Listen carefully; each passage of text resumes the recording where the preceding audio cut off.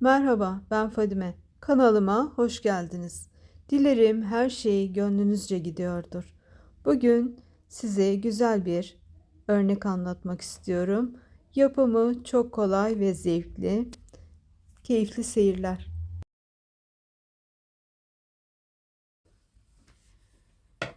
Şimdi sizinle beraber güzel bir örnek yapacağız. Beraberce kaç ilmeğimiz varmışı sayarak devam edelim. 3, 4, 5, 6, 7, 8, 9,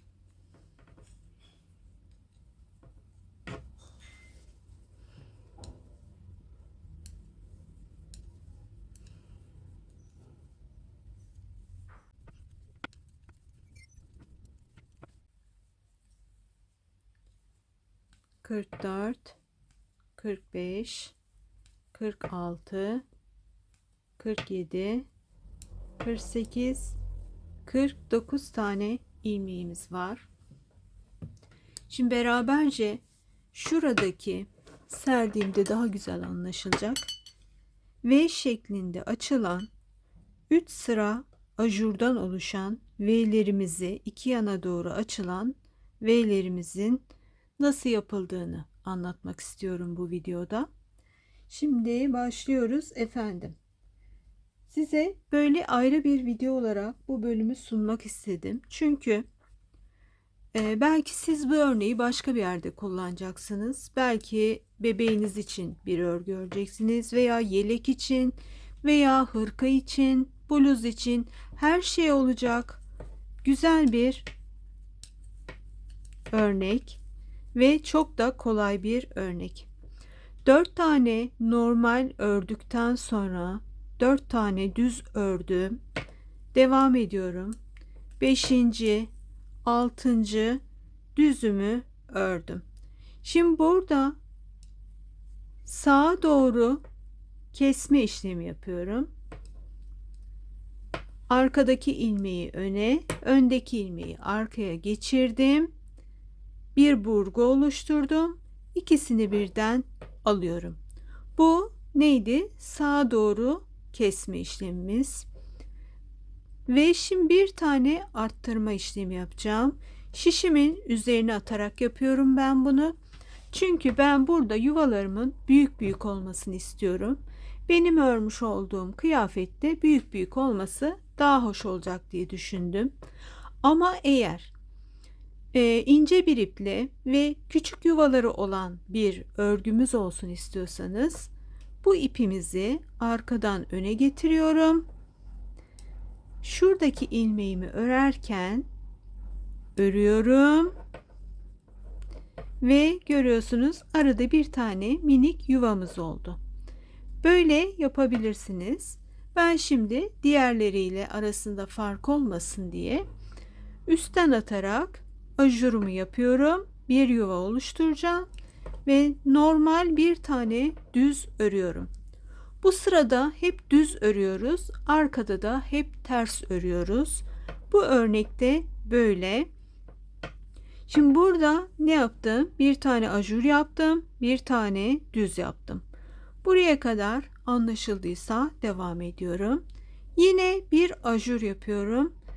En ortadaki iki ajurumuzu şurada ve şurada olan ajurlarımızı yaptım ve iki ilmeğimi birlikte aldım. 2, 3, 4, 5, 6, 7 tane düz ördükten sonra yine aynı işlemi yapacağım. Arkadaki ilmeğime şişimi takıyorum. Öndeki ilmeğimi boşa çıkarttım. Parmağımla tutuyorum. Baş parmağımla, pardon, işaret parmağımla tutuyorum. Arkadaki şişimi, sol elimdeki şişimi ilmeğin içerisinden geçirdim Diğer şişteki ilmeği de sol elimdeki şişime aldım. İkisini birlikte örerek sağa doğru kesme işlemi yaptım. Yine bir ajur yapıyorum. Bir tane düz ilmek ördüm. Yine ajur yapıyorum ve sola doğru kapama işlemini gerçekleştiriyorum. Bunu da nasıl yapıyordum? İkisini birden alarak yapıyorum. Bunun bir farklı yöntemi de var. Onu da bir dahaki sola doğru kesme yaptığımızda göstereyim. Şimdi burada ikisini bir aldıktan sonra düz örgülerime devam ediyorum. Ta ki bir sonraki ajurumun önündeki 2 ilmeğe gelene kadar.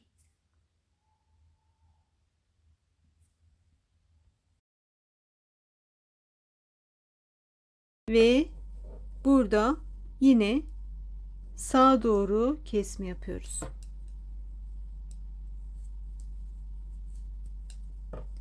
Yine ajurumuzu yaptık. Yine düz ördük bir tane. Yine tekrar ajurumuzu yaptık. Burada da değişik versiyonunu göstereyim arkadaşlar. Şuradakini, öndekini düz alıyorum. Şu ışığımı da yaksam çok güzel olacak. Aydınlık diye yakmamıştım ama şimdi daha iyi sanırım. Bakayım kamerama. Şu an daha iyi olduğunu düşünüyorum. Bir yudum da kahve alayım.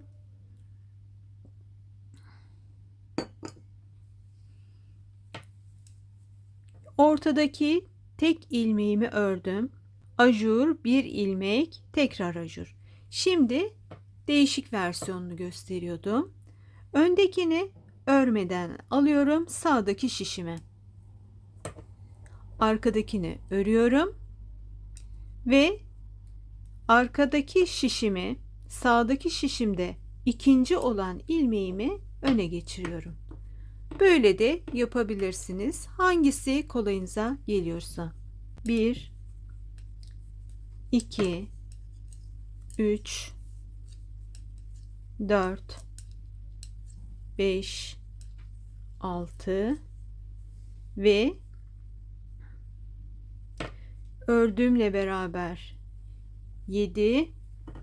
Hemen bir sayayım yanlışlık olmasın. 2 4 6 7.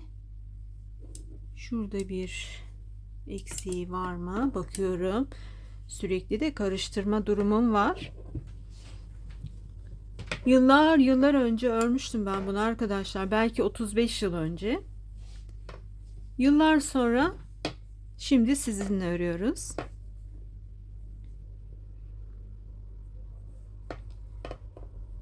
Evet, 7 taneyi yaptım. Ajur yapmadan önce yine sağa doğru ilmek kesme işlemi gerçekleştiriyorum.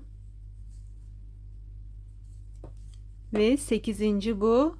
Ajur yapıyorum. Bir tane şişime ipimi doladım. Bir tane normal düz ilmek örüyorum. Tekrar ipimi şişime doladım ve sola doğru kesme işlemi yapıyorum. Ve sonda 1 2 3 4 ve 5 ilmeğim kalmış. Bu örgüde tersleri hiç anlatmayacağım arkadaşlar. Çünkü tersler baştan sona kadar ters örüyorsunuz. Aldığımız tığımıza dolayarak yapmış olduğumuz iplerimizi de ajurlarımızı da ters örüyoruz.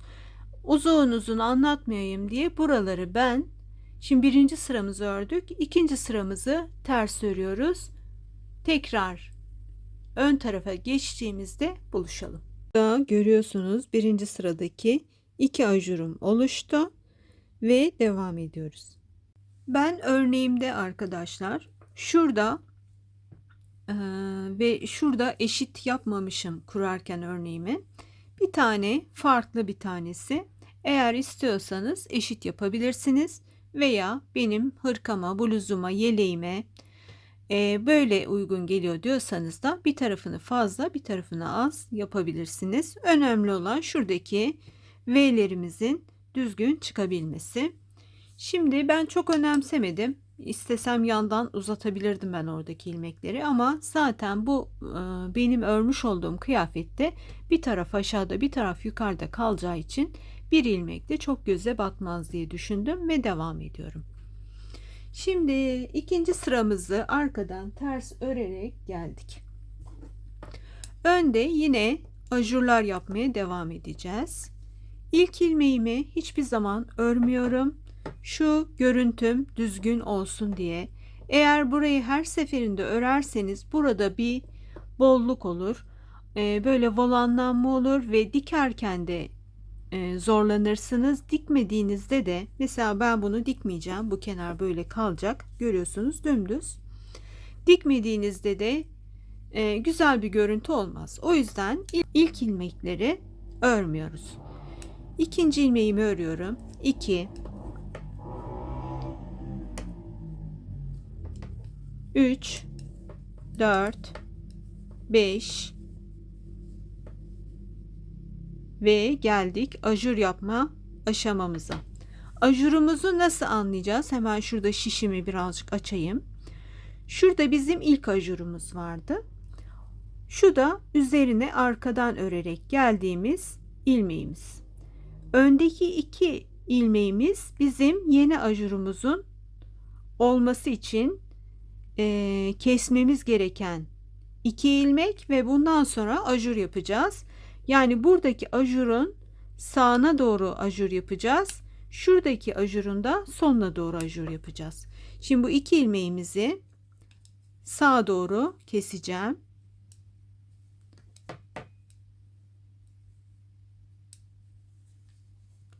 Hemen ikisini birlikte aldım. Şişimi doladım. 1 2 3 ilmeğim oldu ortada. Bir taneydi 3'e çıktı. Yine doluyorum 3'ten sonra şişime ve sola doğru kesimimi yaptım. Görüyorsunuz ikinci sıramızda böyle gidecek. Devam ediyorum arada düzleri örmeye.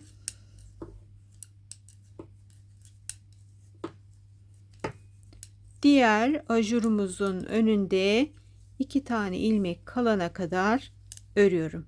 Geldik ajurumuza. 1 2 ilmeğimiz.